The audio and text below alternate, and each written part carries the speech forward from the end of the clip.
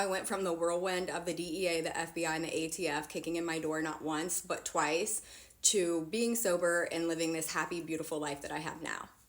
Part 1. First and foremost, thank you so much for being respectful, because there are a few people out there who don't understand, and since they don't understand and they don't give a fuck to understand, they judge me for who I was and my past decisions. So in 2019, I decided to move in with a friend. She's originally from California. We had a great relationship. She was married, she had kids. My daughter and I both moved in there, and it wasn't anything weird. I mean, we all got along really well. Her father ended up passing away. She went to California, and when she came back from Cali, she had been using methamphetamines for a little while, and I hadn't known. I woke up one day with a horrible hangover and decided to take a little piece and parachute it. It literally, no hangover. I was like a new fucking woman. When I tell you, fuck the hangover not only disappeared, but I got more shit done that day than I had in my whole entire fucking life. Continuously just kept doing that, parachuting it, right? And I think in my mind, I was justifying it, obviously, since I wasn't like breaking it down and putting it in a syringe or boofing it or whatever the fuck. It was okay for me to do it that way. It was safer, and it wasn't bad. So we continued using and living together, and from the outside looking in, everything looked cute, gorgeous, everything was good. I was working as a human resource generalist, making decent money, and she was working at a dental office. Her husband was in school, and we both just chipped in, taking care of the family, taking care of the bills, and everything was great. We loved it. It was perfect. I couldn't ask for a better friend. I couldn't ask for a better life, other than the fact that I was addicted to methamphetamines. But addiction has a really fucked up way of just tricking your mind into thinking that everything's good, right? So a close friend of hers ends up passing away in California due to having cancer in her brain fluid. So we all fly out there and go for like a memorial, like a celebration of her life, okay? Well, after that, I fly back, her husband flies back, and the next morning when I wake up, there's like boxes everywhere.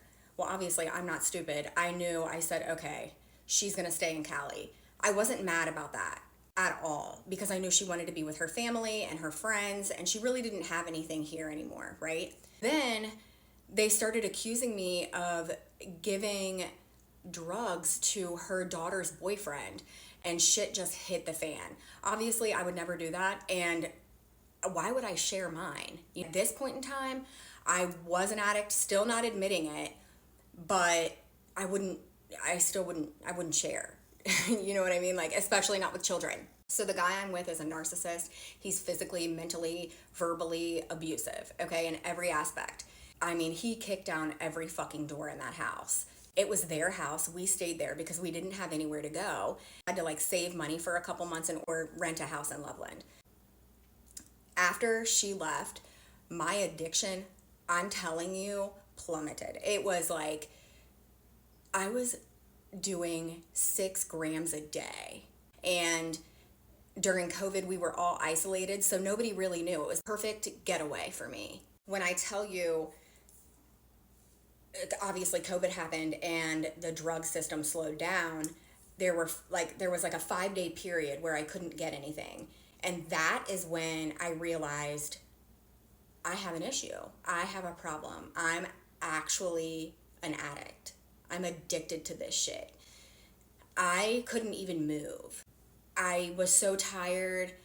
I craved sweets because of like the lack of dopamine and serotonin in my body. 5th day, I was like, fuck this shit. Like, I never want to feel like this again. I'm done with that shit. But as soon as it came knocking on the door, what did I do? I went back to it. I ended up literally giving up everything for this drug. Everything. Lost the house in Loveland.